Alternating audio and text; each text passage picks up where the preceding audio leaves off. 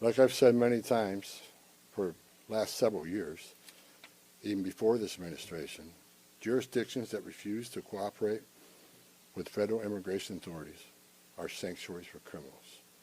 Sanctuary cities are sanctuaries for criminals and endangers the residents of the community.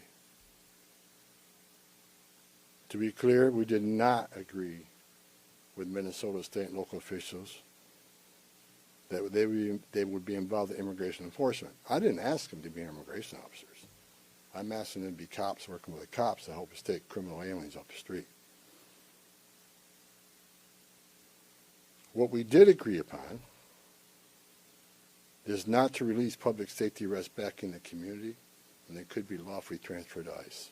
And as I said, as we drilled down on these great agreements we got, and this great understanding we have means less. So we can draw down those resources. When the violence decreases, we can draw down those resources. But based on the discussions I've had with the governor and the AG, we can start drawing down those resources as far as those looking for public safety threats being released and do it in the jail with much less people. So the drawdown is going to happen based on these agreements. But the drawdown, the withdrawal of law enforcement resources here is dependent upon cooperation. Like I said, one agent arresting one bad guy in jail means less agents on the street. We have some agreements. We got more to talk about how we're going to implement these agreements. But as we see that cooperation happen, then the redeployment will happen. Look, target enforcement operations should happen across the nation. That's what we've done for decades. And with target enforcement operations, I've done many of them. It just makes it safer for everybody. I'm not a fool. I'm not walking away without seeing this put in place. But I take the word of the people I've met with. I think they're honest, and I think they're good brokers, that they want public safety protected, and they also want what's happening in the city to go away. And that's my goal. Good morning. I'm Tom Homan, the Board of Czar for President Trump. I'm here on behalf of the President, along with U.S. Commissioner for U.S. Customs and Border Protection, Rodney Scott, and Marcos Charles, who's leading the enforcement effort here right now. I've been on the ground since Monday to regain law and order in the city beloved by many, and work together to remove threats from the community. During the past administration, we'll all remember, more than 10 million illegal aliens entered this nation. Many were national security threats, public safety threats. We can't remember over 2 million known gotaways.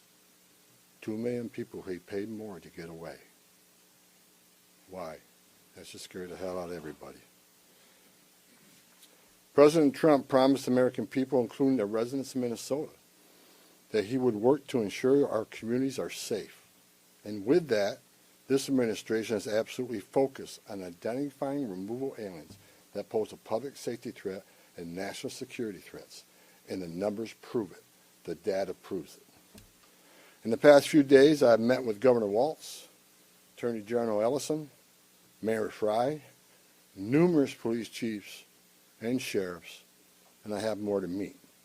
I'll also be continuing the dialogue with business and religious leaders in partnership with Minnesota, your community leaders. I'll be meeting with them too, because I want to hear what they have to say. In my meetings with folks so far, and most importantly the governor and the AG, the Mayor Frey, we didn't agree on everything. I didn't expect to agree on anything. I've heard many people want to know why we're talking to people who they don't consider friends in administration. Bottom line is, you can't fix problems if you don't have discussions. I didn't come to Minnesota for photo ops or headlines. You haven't seen me. I came here to seek solutions, and that's what we're going to do. And we've come a long way, and we got some good wins for the people of Minnesota, I think, and for the administration and for the safety and security of this city.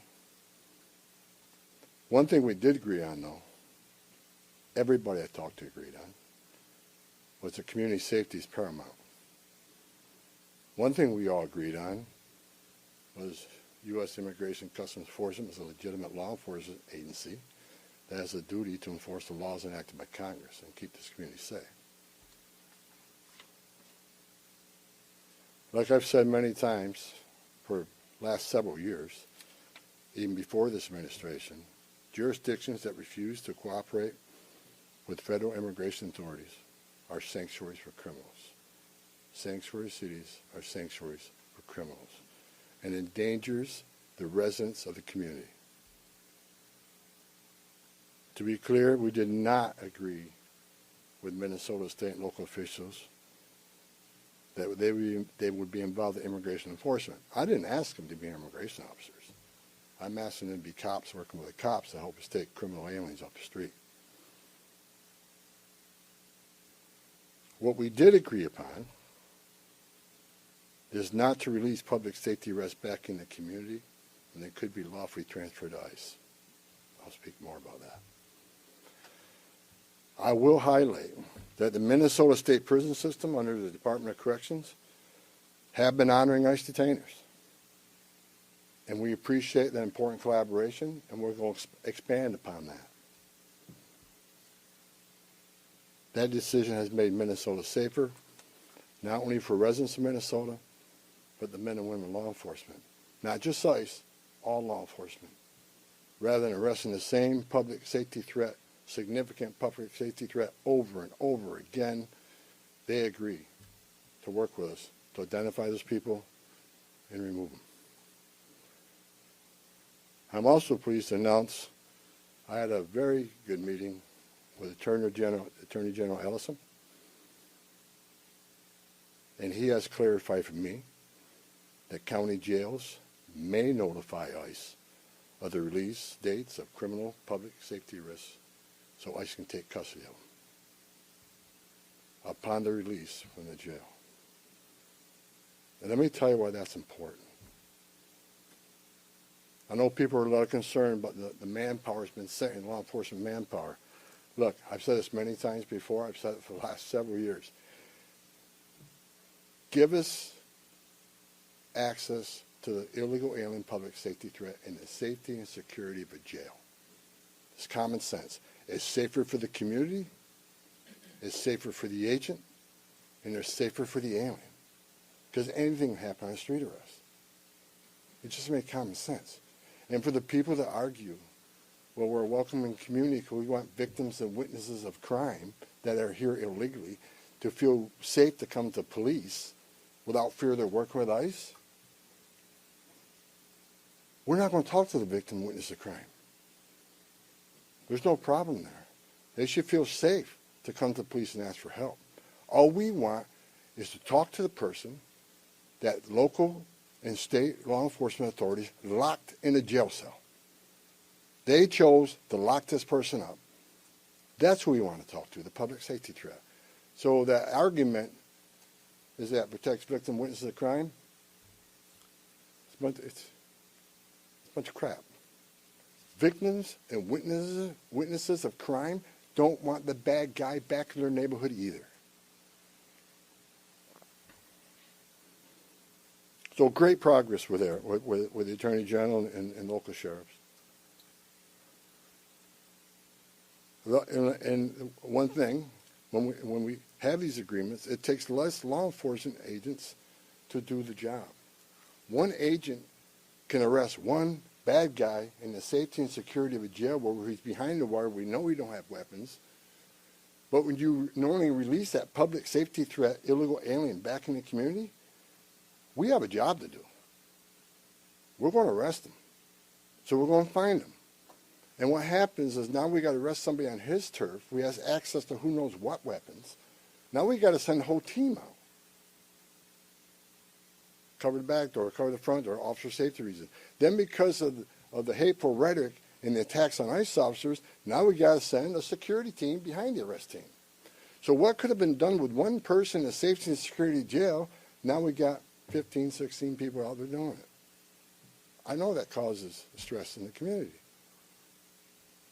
So if we get these agreements in place,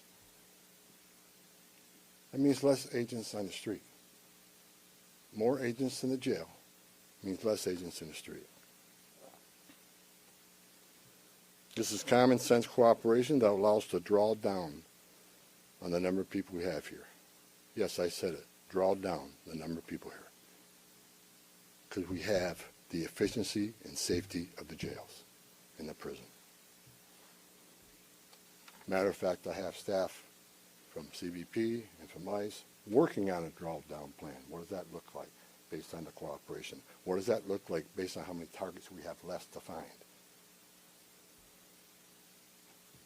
In my meetings with Governor Walz, A.G. Ellison, and Mayor Fry, as well as state and local law enforcement, again, I appreciate they all acknowledge that we do have federal immigration laws in this country that have been passed by Congress, and that ICE is in fact a legitimate law enforcement agency charged with enforcing those laws.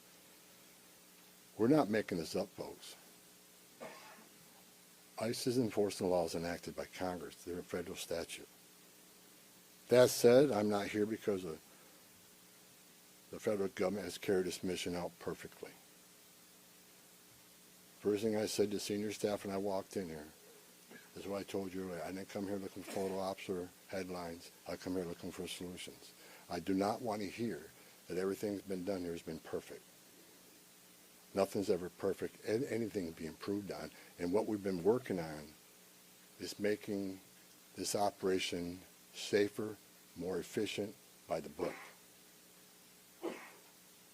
The mission is going to improve because of the changes we're making internally. No agency or organization is perfect. And President Trump and I, along with others in the administration, have recognized that certain improvements could and should be made. That's exactly what I'm doing here. As such, in meetings I've had with federal law enforcement managers, including ICE and CBP and other federal partners, as well as state and local officials, I have conveyed the President's expectations with regard to federal immigration enforcement efforts. We will conduct targeted enforcement operations. Targeted. What we've done for decades. When we hit the streets, we know exactly who we're looking for. Good idea where we may find them. You have a criminal history. You have their immigration history. A lot of information about this person that we get from numerous databases out there. Targeted, strategic enforcement operations. That's traditionally been the case, and that's where we're going. That's what we're going to continue to do and improve upon that. With a prioritization on public safety threats. I want to be clear. I don't read a lot of social media. I don't read a lot of media. I don't believe half what I see. We are not surrendering the President's mission on immigration enforcement. Let's make that clear. Prioritization of criminal aliens doesn't mean that we forget about everybody else. That's just simply ridiculous. But when you have a criminal standing here and a non-criminal standing there, that criminal always should be targeted first because he's a significant concern to the safety and security of the community. By and large, for decades, ICE and CBP have carried out their duties with integrity, professionalism, and compassion. That remains the expectation under President Trump, and I will, hold our agents and officers to that standard.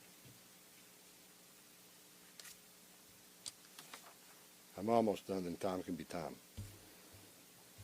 As far as the agitators, that said, I want to reiterate and make very clear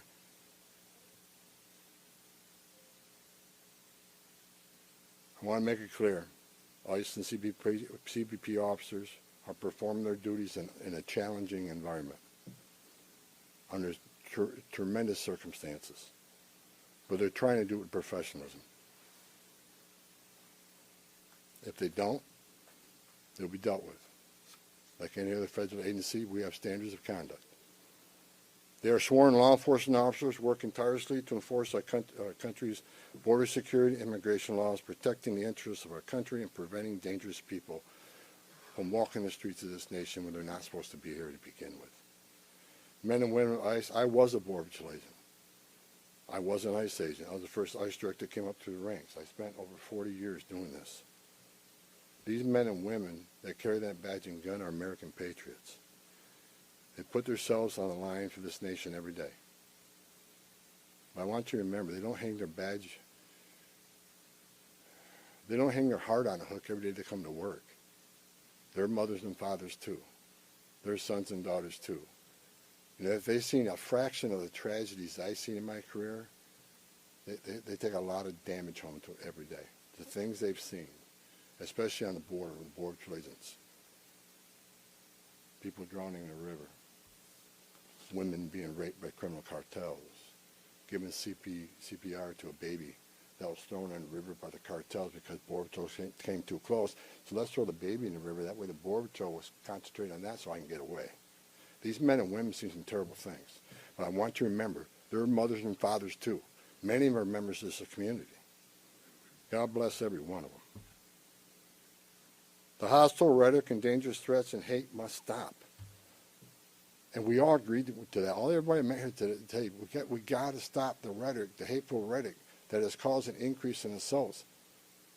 That has caused, because of that, have to send security teams out with arrest teams, which surge the city with additional resources because of the rhetoric, because of the threats, because of the assaults. Again, with the agreements we've achieved and following through the agreements, with the rhetoric dropping down, that allows us to pull more agents out once we feel the environment's safer.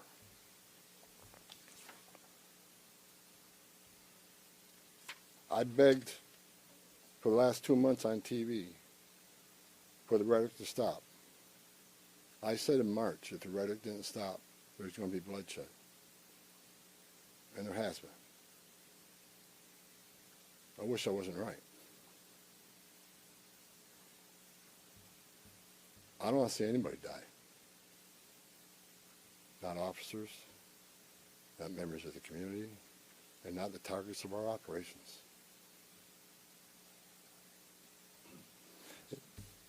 For the people out there who don't like what ICE is doing, if you want certain laws reformed, then take it up with Congress. Again, ICE is making this up. They're enforcing laws enacted by Congress and signed by the President. The same laws have been on the books for the last 6 presidents I worked for.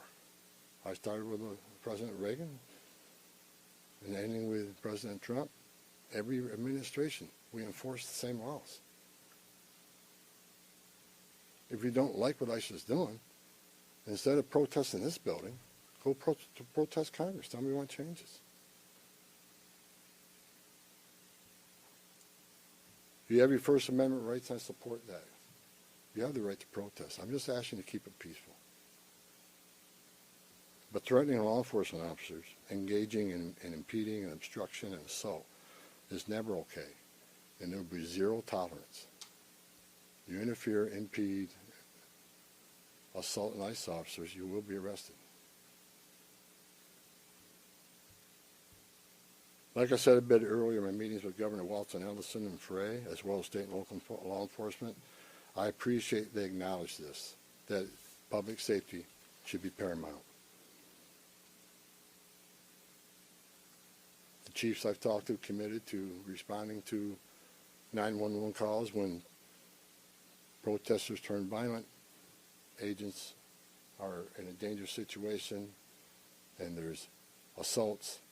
They have committed to upholding public safety and responding to the needs, not to enforce immigration law, but to keep the peace.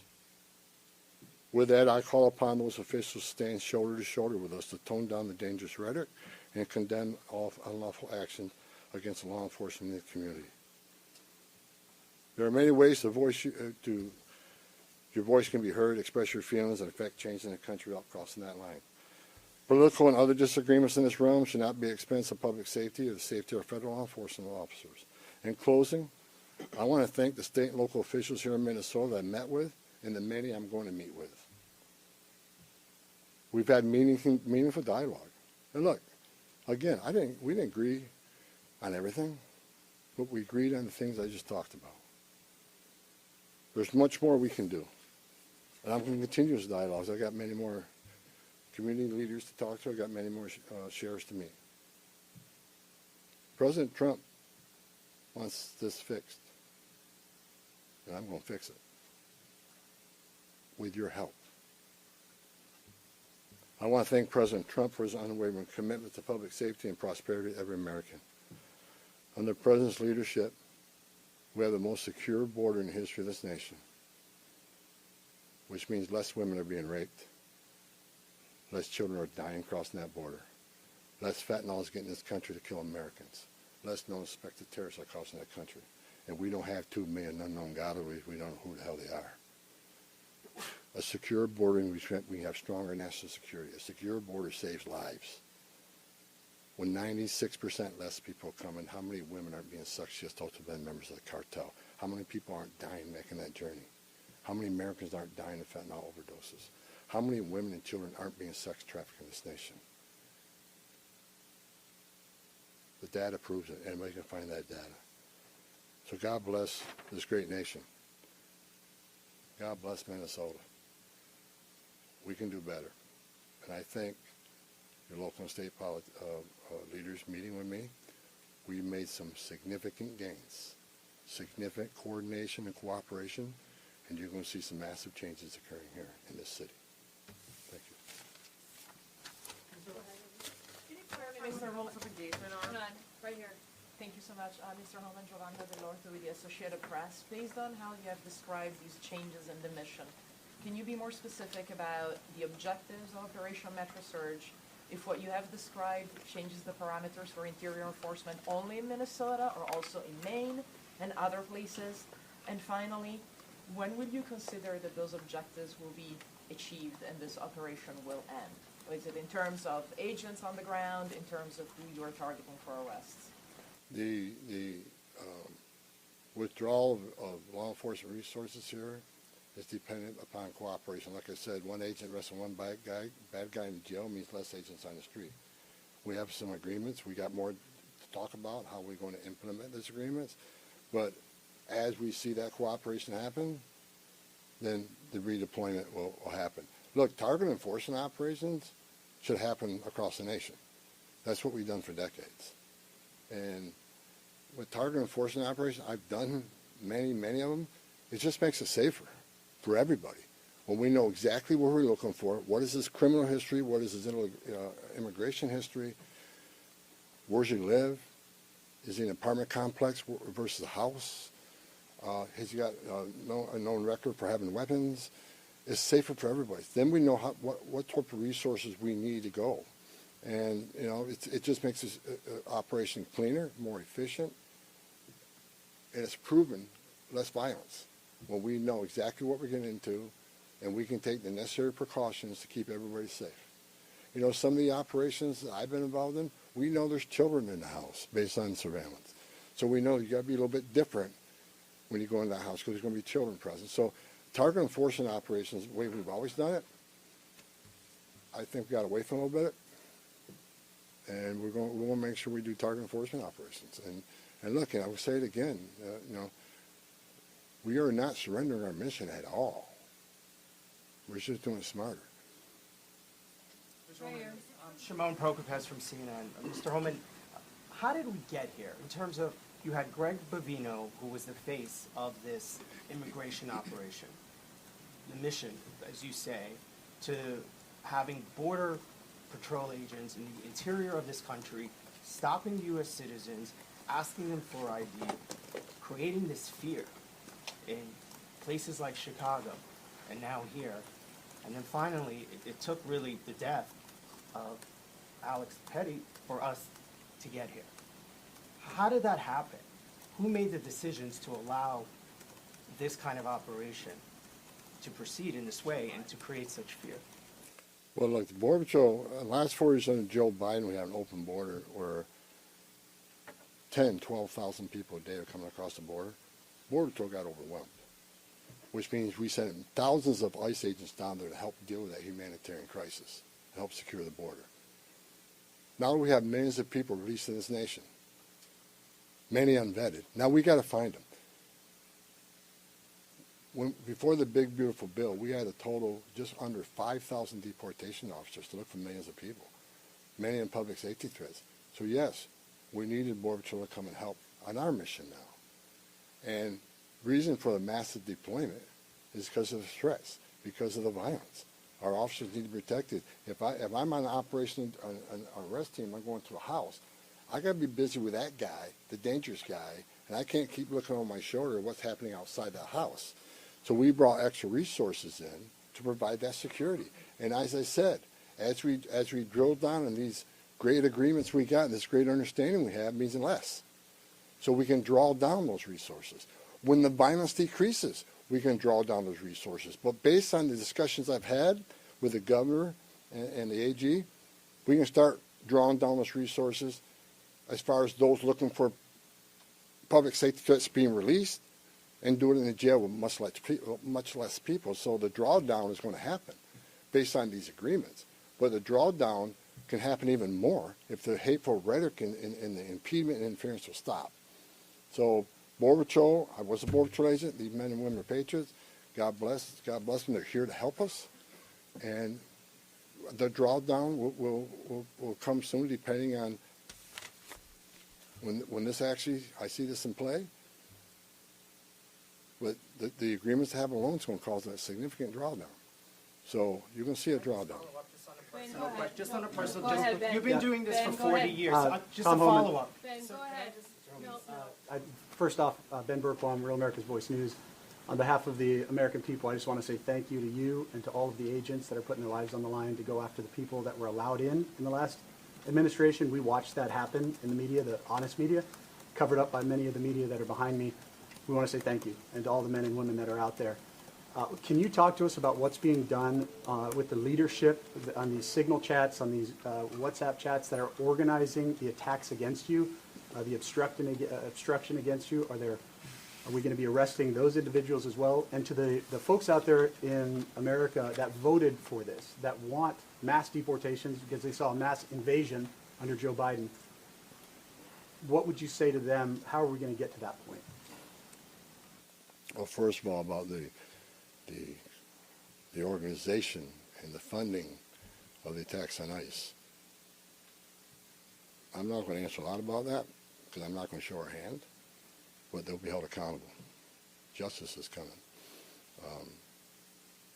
Again, we got to all remember why the questions we've seen and why we're here. What started this? 4 years of an open border, where millions of people are let in this country unvetted. Remember, let's not forget, for 4 years we were told the border's secure. 4 years we were told the border's secure, and we all knew it wasn't. And I want this to be a positive thing we're doing here today. I also want to remember the politicians are continually attacking us.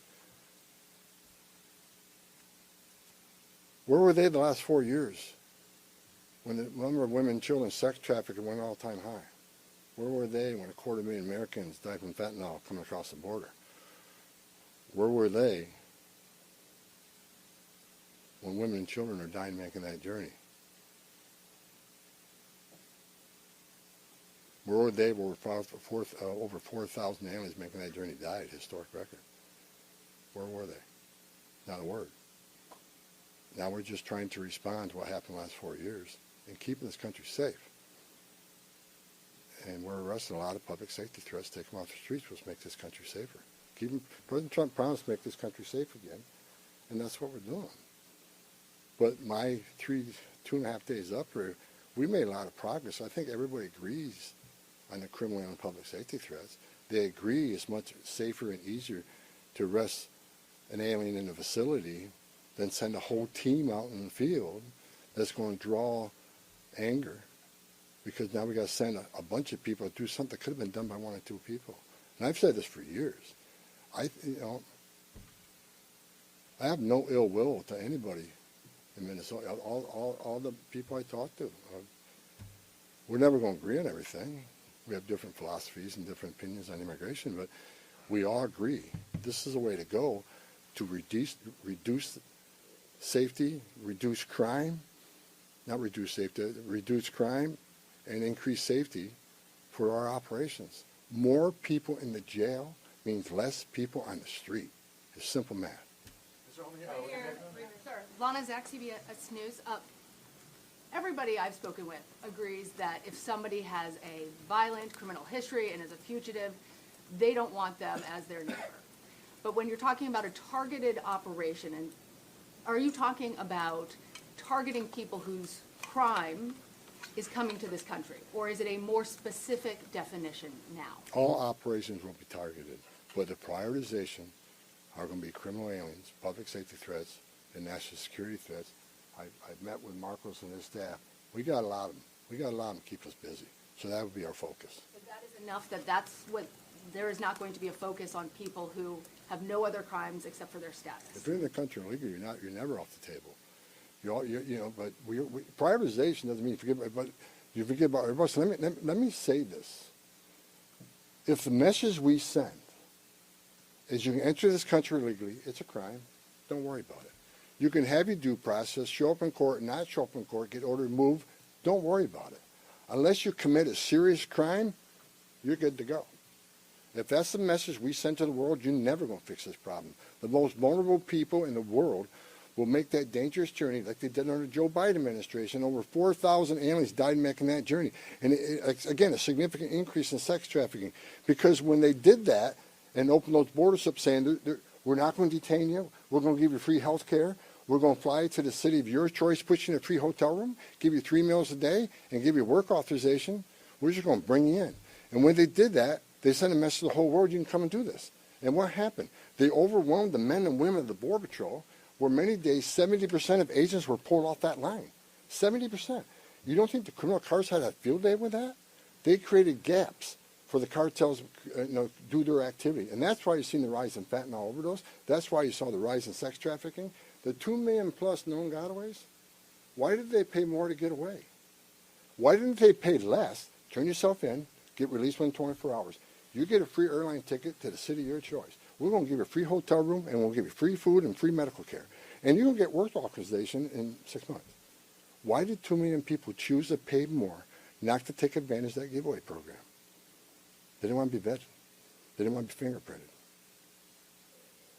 That scares the hell out of me. And it does still.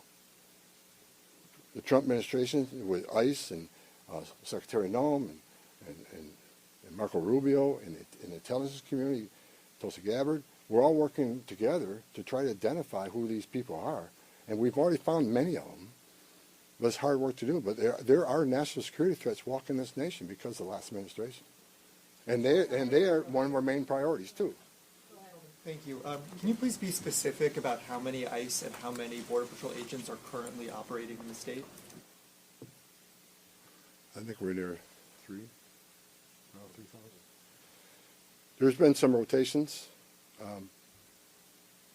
Another thing I witnessed when I came here, I'll share this with you. I met with a lot of people, a lot of the agents. They've been in theater. Some of these people have been in theater for 8 months. So there's going to be rotations of personnel. Hopefully less now that we have some agreements. Maybe we can make it more efficient and safe. But they've been in theater a long time. And so, there's rotations happen all the time to get people out here and go home, get some rest and see their families. Day after day, can't eat in restaurants, day after day, having people spit on you and blow whistles at you, day after day, having all these threats at you, day after day, having people trying to interfere with you, day after day. They're human. So, we've got to rotate these people, and we've already rotated some. But my main focus now is drawdown, based upon the great conversations I've had with your state and local leaders. Again, I'm not a fool. I'm not walking away without seeing this put in place. But I take the word of the people I met with. I think they're honest, and I think they're good brokers, that they want public safety protected, and they also want what's happening in the city to go away. And that's my goal. Last question in the back. Mueller Newsmax. The new video of Alex Preddy is now circulating. Your reaction to that, and do you think law enforcement could have played a role if, let's say, Minneapolis police were able to respond to that? Have those top law enforcement officials said they'll help or do anything to help these agents who are out here? I'm not going to comment on any of these shootings. I said from day one, I said on any of these shootings, as a career law enforcement officer, we'll let the investigation roll out, let the investigation play out, and let it go where it goes. I'm not going to come out and make any comments that I think is right, wrong. Do I have an opinion? Yeah. My personal opinion, but I'm not going to share that with you. I'm going to tell you, let the investigation play out and see where it goes. But again, the president, one of the words he said to me when I came up here, he said he didn't want to see anybody die. The less interference, the less rhetoric, the less, I have buried Border Patrol agents and I buried ICE agents throughout my career, and the saddest thing I ever done is hand a folded flag to a wife or a child. I don't want to see anybody die, even the people we're looking for. I don't want to see anybody die. And despite what people think of Tom Homan, I say a prayer every night that everybody goes home safe. This isn't good. But I think my conversations the last 2.5 days are leading us to a safer community, letting ICE officers operate in the safety and security of a jail more than on the street. I think anybody here with common sense would say it's safer to arrest a public safety threat and the safety and security of a jail. And let me tell you, what is that going to result in? Less collateral arrests. When we go find that bad guy, when we find that bad guy, many times it's with others. Well, guess what? They're in the country illegally. We're going to enforce immigration law. They're coming too. You want less collateral arrest? Less in the jail. But we're going to enforce the immigration law. For the people that say we're here to surrender our authority and the mission of enforcing immigration law, you are wrong. We're going to do target enforcement operations, and we're going to prioritize the public safety threats and national security threats. That is what we're here to do.